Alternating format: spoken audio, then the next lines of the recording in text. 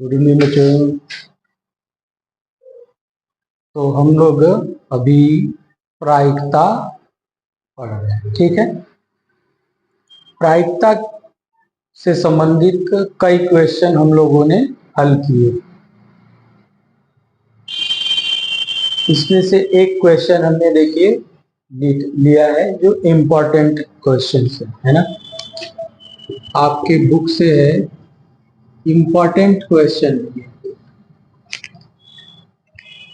कई चीज हमने समझा दिए, रूल समझा दिया और सवाल को सॉल्व करने के तरीके भी हमने कई बता दिए, ठीक है। अब प्रश्न यही है कि सवाल आपसे लग पा रहा है कि नहीं लग पा रहा है। ये सोचना आपको है कि क्यों नहीं लग रहा है। सवाल का नियम, सवाल कई लगा लिए आप, फिर भी अगर सवाल आपसे नहीं लग रहा है तो ये सवाल क्यों नहीं लग रहा है, इस पर आपको विचार करना चाहिए। और अगर आपको ये लगता है कि हमारे द्वारा कोई कमी रह गई है तो उसको आप बताएं। जैसे मैं समझा रहा हूं, जो मैं समझा दिया आपको नहीं समझ में आया तो आप उसको बोलेंगे, तब तो हमको मालूम चलेगा कि हमको समझ ही नहीं आया। अब पेपर में बैठने के बाद कहेंगे सर हम तो पढ़े ही नहीं थे, सर हम सवाल समझ ही नहीं आया था, हमको सर कुछ समझ ही नहीं आया, तो ये कोई बात तो है नहीं। जब सांप बिल में घुस जाएगा तब आप डंडा पीटना शुरू करेंगे, हैं? डंडा पीटना शुरू करेंगे। सांप को अगर मारनी है तो बाहर है, बिल से बाहर है, तब डंडा पटकेंगे, तब न मरेगा। आप लोग बिल में घुस जाता है सांप तब डंडा पटकना शुरू कर देते हैं। अभी ये आपकी चैप्टर चल रही है प्रायिकता। प्रायिकता से जो संबंधित, प्रायिकता चैप्टर से संबंधित कोई भी अगर समस्या आ रही है तो उसको अभी आप फेस करिए ना। जब हम आपसे टेस्ट लेने लगेंगे तो बहाने बनाना शुरू कर देंगे, हैं? ये क्वेश्चन नहीं पढ़ा था, सारे क्वेश्चन आप पढ़ ही लेंगे। कुछ दिमाग भी है, कुछ दिमाग भी प्रयोग करेंगे। जरूरी है कि जो आप पढ़ के जाएंगे वही पेपर में आएगा। जो आप पढ़ के जाएंगे वही पेपर में प्रश्न आएगा, तभी आप कर पाएंगे ना। इसका मतलब तो ये हुआ कि जो आप सवाल, जैसे ये सवाल हमने पढ़ा दिया, ये आएगा तो कर लेंगे। जो सवाल हमने नहीं बताया, जो आपने पढ़ा नहीं, पेपर में आ गया, तो इसका मतलब आप उसको टच भी नहीं करेंगे, कोशिश भी नहीं करेंगे। क्यों? बहाना आपके पास, हमने पढ़ा ही नहीं था, सर ने पढ़ाया ही नहीं था। ये कोई बात है? पेपर के बाद सर कहाँ गए, कौन है, कोई पता नहीं। समझ में आया? रिजल्ट आपका बिगड़ेगा बनेगा ना, कि सर का बनेगा बिगड़ेगा?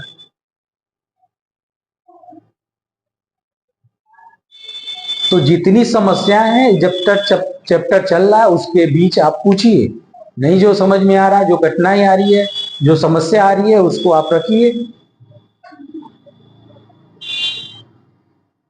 सवाल को सॉल्व करना आप पढ़ने से पहले ही आपको मालूम हो जाता कि ये सवाल हमसे नहीं लगेगा।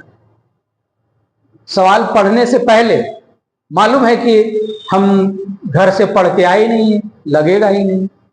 ये कोई बात थोड़ी है, सवाल लगाने का ये रूल नहीं।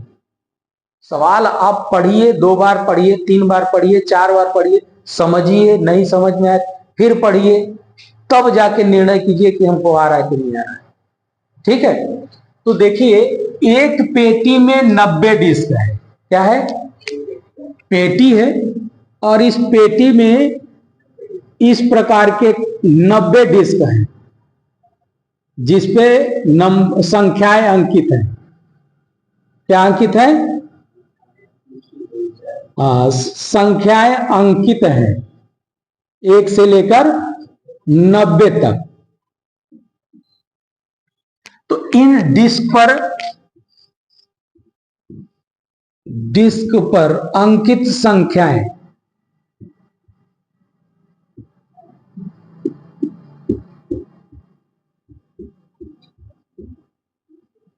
कौन कौन सी है? 1 से लेकर 90 तक।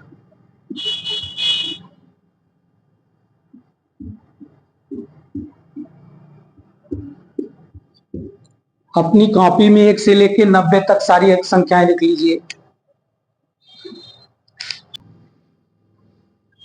ठीक है, तो डिस्क पर अंकित संख्याएं 1 से 90 तक की संख्याएं। ठीक है, 1 से लेके 90 तक की संख्या। अगर एक भी पेटी से एक भी डिस्क निकालेंगे तो एक डिस्क निकालने के कुल कितने प्रकार होंगे? एक डिस्क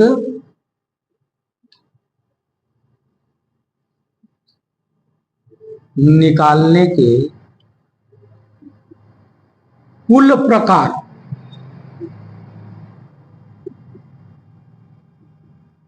90 तरीके से निकाल सकते हैं। कितने तरीके से? 90 प्रकार होंगे, है ना। तो लिख लीजिए प्रकार 90। यानी कि कुल संभावित एक डिस्क निकालने की प्रायिकता कितनी हो जाएगी? यानी एक डिस्क निकालने का प्रकार कितना हो जाएगा? 90 तरीके से हम एक डिस्क निकाल सकते हैं। तो कुल संभावित परिणाम कितने हो जाएंगे? संभावित परिणाम बराबर 90, जिसको हम लोग क्या डिनोट करते हैं? Number of S. Number of S हो गया। ठीक है, अब पहले देख लीजिए, पहला सवाल क्या है? 2 अंकों की एक संख्या एक डिस्क निकालें तो इसकी क्या प्रायिकता है कि वह उस डिस्क पर अंकित संख्या 2 अंकों की हो। तो अब इन संख्याओं में देखिए कितनी ऐसी संख्याएं हैं जो 2 अंक हैं, जिसमें 2 अंक है। 1 से लेके 9 तक 1 अंक है, 10 से लेके 90 तक 2 अंक है। तो अगर 1 से लेके 9 तक आता है तो इस घटना के अनुकूल तो होगा ही नहीं, होगा नहीं ना। यानी 10 से लेकर 90 तक आएगा तब इस घटना के अनुकूल होगा, वह घटना इस घटना के अनुकूल होगा। ठीक है, तो अब मान लीजिए, माना निकाले गए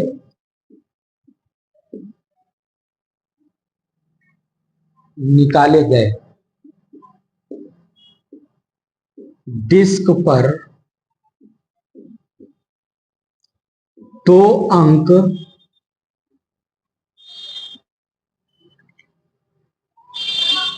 होने की घटना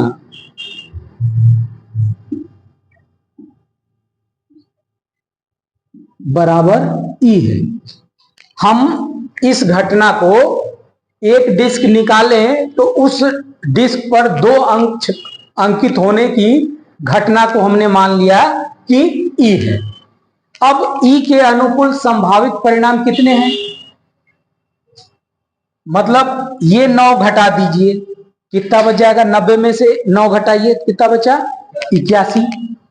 यानी यहां से गिन भी सकते हैं, ये 9 छोड़ दीजिए, 10 से गिनकर 90 तक आइए तो कुल कितने आ जाएंगे? 81। 90 में से 9 घटाएंगे 81 आ जाएगा। यानी 81 बार है ना, 81 बार ऐसा अंक होगा डिस्क निकालने पर, मतलब 81 बार अगर हम डिस्क निकालेंगे जिस पर 2 अंकीय संख्या अंकित होगी, है ना। तो इसको मिटा दूं। ठीक है, तो हम लोगों ने मान लिया कि माना निकाले गए डिस्क पर 2 अंक होने की घटना ई है, तो ई के अनुकूल संभावित परिणाम कितने हो जाएंगे? अनुकूल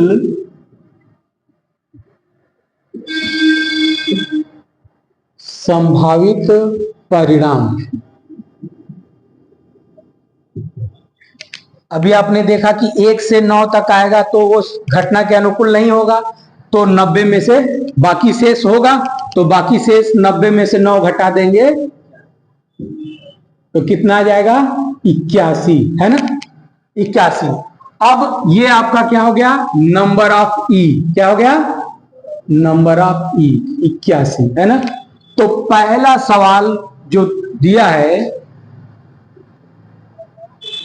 निकाले गए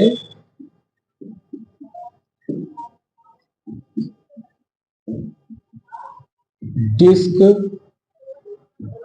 पर 2 अंकीय संख्या होने की प्रायिकता,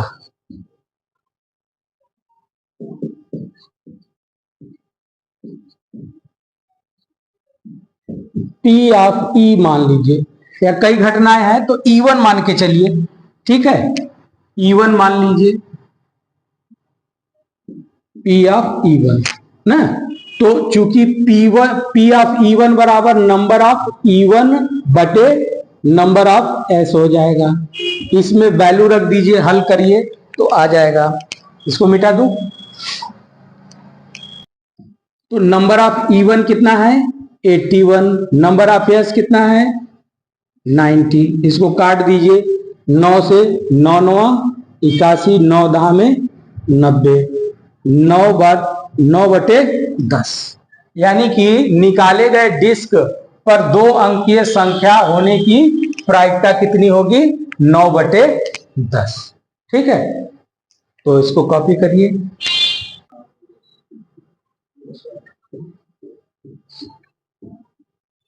ठीक है, अब ये कह रहा है कि निकाले गए डिस्क पर एक पूर्ण वर्ग संख्या होने की प्रायिकता ज्ञात कीजिए। तो अब इसको मान लीजिए, माना निकाले गए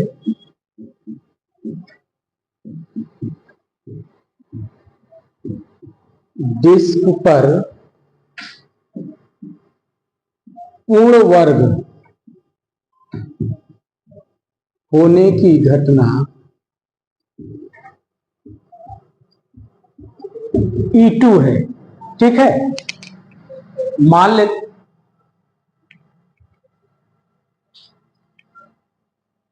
लिए माना निकाले गए डिस्क पर पूर्ण वर्ग होने की घटना E2 है। तो E2 के अनुकूल संभावित परिणाम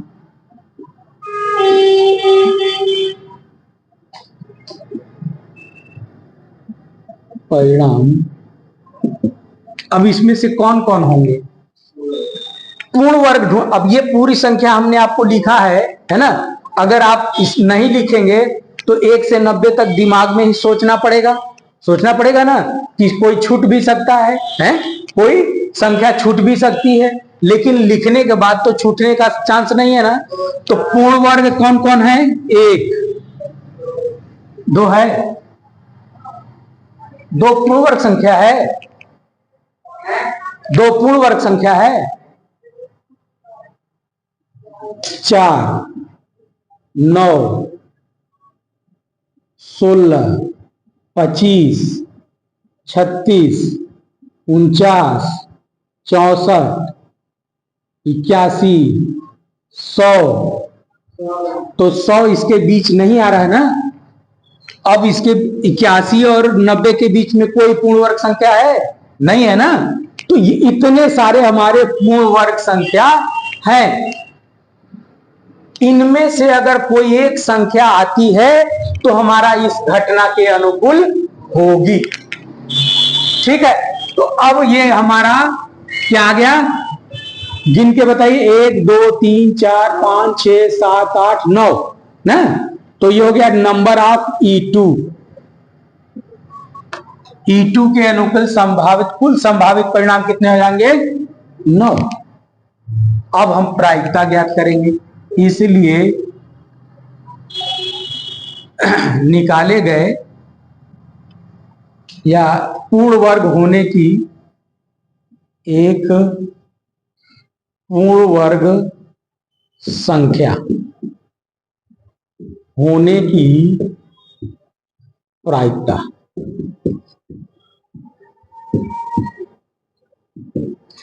P ऑफ E2 से हम डिनोट करेंगे, घटना को E2 माने हैं तो उसकी प्रायिकता को P ऑफ E2 से।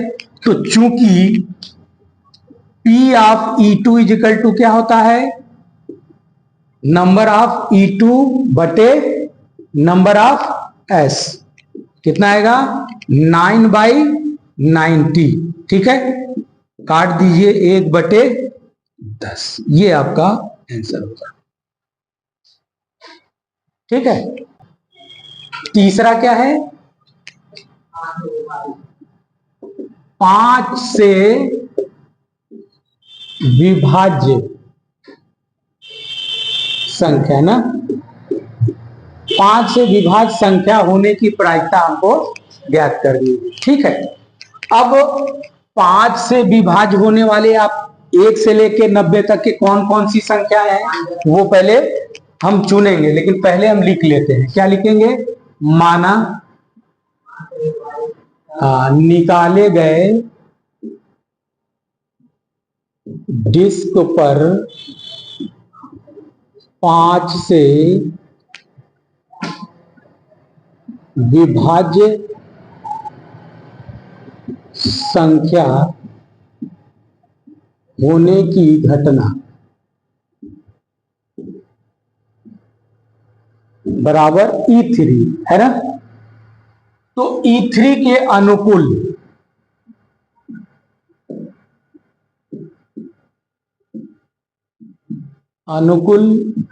संभावित परिणाम। अब 1 से लेकर 90 तक संख्या आपके पास है। अब 1 से लेकर 90 तक 5 से विभाज्य संख्याएं कौन कौन होंगी। पहले तो आप 5 का पहाड़ा पढ़ दीजिए, 5, 10, 15, 20, 25, 30, 35, 40, 45, 50, 55, 60, 65, 70, 75, 80, 85, 90। ये इतनी संख्याएं हैं जो 5 से पूरा पूरा विभाज्य होंगे। दिख रहा है आप इसमें से। अब 5 से अब कोई भी संख्या देख लीजिए आप, यहीं से 5 कटेगा, 10 कटेगा, 15 कटेगा, 20 कटेगा, है ना, 25 कटेगा, 30 कटेगा, 35 कटेगा, है 40 कटेगा, 45 कटेगा, 50 कटेगा, 55 कटेगा, 60 कटेगा, है और 70 कटेगा, है फिर 75 कटेगा, 80 कटेगा, फिर 90 कटेगा, है कि नहीं। और कोई ऐसी संख्या ढूंढ लीजिए, है नहीं है। ठीक है ना, तो गिन के इसको लिख लीजिए कितनी है, है 1 2 3 4 5 6 7 8 9 10 11 12 13 17 18 ना, 18 संख्या है। तो इस घटना के अनुकूल संभावित परिणाम कितने हो गए, 18। यानी इनमें से कोई भी एक संख्या आएगी तब इस घटना के अनुकूल होगी, है ना। तो कुल ऐसे कितनी घटनाएं हैं, 18। कुल कितनी है, 18 संख्याएं हैं। अब निकाल लीजिए, तो 5 से विभाज्य संख्या होने की प्रायिकता,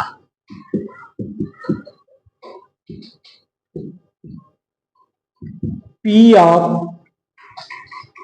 क्या लिखेंगे, P ऑफ E3 ना। अब चूंकि P of E3 is equal to number of E1 E3 बटे नंबर ऑफ S, ठीक है। वैल्यू रख दीजिए 18, 90 कटेगा, 18 × 5 1/12, ये आपका आंसर हो जाएगा।